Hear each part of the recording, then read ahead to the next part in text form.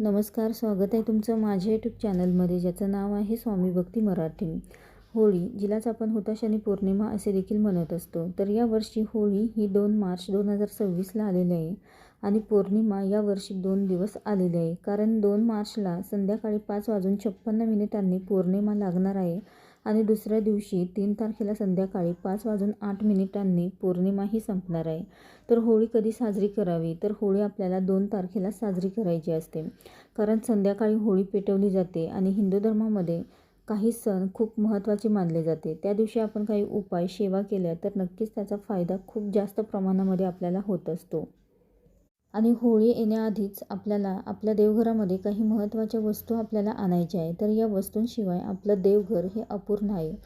या वस्तू आपल्या घरामध्ये आणल्याने आपल्या घरामध्ये सुख, समृद्धी नांदेल. तर कोणत्या वस्तू आपल्या घरामध्ये, आपल्या देवघरामध्ये आपल्याला आणायच्या आहेत होळी येण्याआधी, तर याबद्दलची संपूर्ण माहिती आपण या व्हिडिओमध्ये बघणार आहोत. तर व्हिडिओ स्किप न करता संपूर्ण बघा आणि जे कोणी नवीन असेल या चॅनलवरती तर सबस्क्राईब करा. तर बघा, होळी म्हटलं तर अर्थातच वाईटावर चांगल्याचा विजय. ज्या काही वाईट गोष्टी आहेत आपल्या आयुष्यामध्ये, ज्या काही अडचणी आहेत त्याचा सामना करतो आहे आपण, त्या आपल्या आयुष्यातून निघून जाव्या म्हणून होळीच्या दिवशी काही उपाय केले जातात, काही सेवा केली जाते. आणि जेव्हा हे उपाय तुम्ही करत असतात, तुम्हाला कोणी हे उपाय सांगितले असेल किंवा नसेल तरीही हे उपाय करताना कोणाशीही आपण बोलू नये किंवा कोणालाही हे उपाय सांगू नये. आपण जर उपाय करत असेल तर तो उपाय सांगू नये की मी हा उपाय करत आहे. तर हा उपाय आपल्याला गुपचूप करायचा आहे. कारण होळीच्या अग्नीमध्ये आपण वाईट गोष्टींचा त्याग करत असतो आणि जेव्हा आपण आपल्या घरी येतो तेव्हा चांगल्या गोष्टी आपण आपल्या घरी घेऊन येत असतो. आणि म्हणून होळीच्या दिवशी कुठलेही उपाय तुम्ही जेव्हा करता किंवा सेवा करता, तर हे उपाय जर लग्न जमत नाही किंवा आर्थिक अडचणी असतील तर यासाठी हे उपाय केले जातात. त्यासोबतच जे आपण काही कष्ट करत असतो तर त्यासोबतच आपल्या कष्टासोबतच नशिबाची साथ मिळावी त्यासाठी हे उपाय करावे. होळीचा दिवस खूप महत्त्वाचा दिवस आहे आणि खूप शुभ दिवस आहे. तर त्यासाठी काही उपाय करत असतो आणि घरामध्ये काही वस्तू आपण खरेदी करून आणत असतो. आणि ज्या काही वस्तू आपण खरेदी करून असतो तर या वस्तू ज्या आपल्या फायद्यासाठी आहे तर त्याच आपण घरामध्ये आणाव्या. त्या वस्तूंचा आपण उपयोग करणार असाल तरच त्या वस्तू आपल्याला घरामध्ये आणायच्या आहे. तर बघा, होळी का साजरी केली जाते? तर एक पौराणिक कथा देखील होळीची आहे.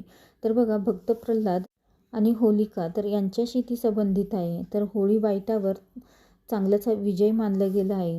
तर बघा, हिरण्यकश्यपू राजाचा पुत्र भक्त प्रल्हाद हा भगवान विष्णूंचा अत्यंत मोठा भक्त होता, ज्याला मारण्यासाठी स्वतः हिरण्यकश्यपूने खूप प्रयत्न केले.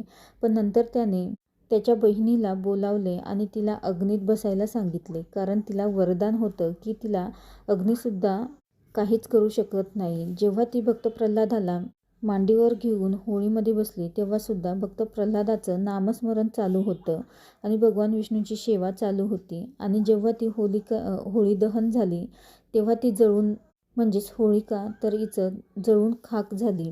पण भक्त प्रल्हादाला काहीच झालं नाही. म्हणजे काय, तर ज्या काही वाईट गोष्टी आहेत तर त्या होळीमध्ये जळून गेल्या आणि जे चांगलं आहे तर ते आयुष्यभर राहिलं. तर याचं, होळीचं औचित्य साधून तुम्हाला तुमच्या घरामध्ये काही वस्तू आणायच्या असतील ज्या तुमच्या उपयोगी आहे, ज्या वस्तूंची तुम्हाला गरज आहे आणि त्याच वस्तू तुम्ही खरेदी कराव्यात. जी वस्तू तुमच्या घरामध्ये नाही, ज्याचा तुम्हाला फायदा होणार आहे तर तेच आणावे. तर बघा, भगवान विष्णू आणि माता लक्ष्मी तर यांचा एकत्रित फोटो तर हा आपल्याला आणायचा आहे.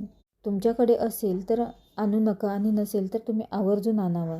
यासोबतच श्रीयंत्र देखील तुम्ही आणू शकता आणि यासोबतच कमलगट्ट्याची माळ देखील आणावी. आणि या वस्तू आणल्यानंतर त्यावरती आपल्याला सेवा देखील करायची आहे, मंत्रजाप देखील करायचा आहे. कमलगट्ट्याच्या माळेवर भगवान विष्णू, माता लक्ष्मीची सेवा करायची आहे, मंत्रजाप आपल्याला करायचा आहे. आणि श्रीयंत्र आणला तर त्यावर देखील आपल्याला प्रत्येक पौर्णिमेला सेवा करायची आहे, कुंकुमार्चन करायचं आहे. या गोष्टी महत्त्वाच्या आहेत. तर बघा, दर महिन्याला दुर्गाष्टमी येते. तर 64 योगिनी यंत्र जे मुख्य दरवाजावर आपण लावत असतो तर तेही तुम्ही घेऊ शकता. तसेच वास्तुयंत्र आणि पंचदशी यंत्र आहे तर हे तुमच्या मुख्य दरवाजाला आणि दुकानालाही वरच्या बाजूने आपल्याला समोरच्या बाजूने तुम्ही लावू शकता. तर हे यंत्र आणल्यावर ते स्वच्छ पाण्याने धुवायचे आहे.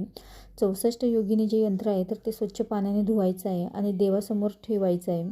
त्यानंतर त्याची पूजा करायची आहे आणि त्यानंतर आपल्याला हे यंत्र आपल्या घराच्या मुख्य दरवाजाच्या वरती बाहेरील बाजूने हे लावायचं आहे. आणि प्रत्येक महिन्याला जी दुर्गाष्टमी येते तर त्या दुर्गाष्टमीला आणि पौर्णिमेला आपल्याला त्याची पूजा करायची आहे आणि सेवा देखील करायची आहे. तर सेवा काय करावी तर बघा, श्री स्वामी समर्थ या मंत्राचा 11 माळे आपल्याला जप करायचा आहे. त्यानंतर 1 माळ नवार्न मंत्राचा जप करायचा आहे. तर बघा, उजव्या हातावर आपल्याला हे 64 योगिनी यंत्र ठेवायचं आहे आणि आपल्या डाव्या हातावर मंत्रजाप करायचा आहे. म्हणजेच कमलगट्ट्याची माळ घेऊन आपल्याला मंत्रजाप करायचा आहे. आणि तुम्ही 2 तारखेला म्हणजेच 2 तारखेच्या आत, होळीच्या आत तुम्ही जर हे यंत्र आणलं तर 2 तारखेलाच आपल्याला त्याची पूजा करून पूजा झाल्यानंतर ते तुमच्या दरवाजावर हे यंत्र लावायचं आहे. आणि दर पौर्णिमेला त्याची पूजा करावी, सेवा करावी. पौर्णिमेला नाही जमलं तर महिन्यातील कोणत्याही मंगळवारी किंवा शुक्रवारी तुम्ही देखील पूजा करू शकता किंवा दुर्गाष्टमीला देखील तुम्ही करू शकता. तुमचं भाड्याचं घर असेल तरी देखील तुम्ही हे यंत्र तुमच्या घराच्या मुख्य दरवाजाच्या वरच्या बाजूने लावू शकता.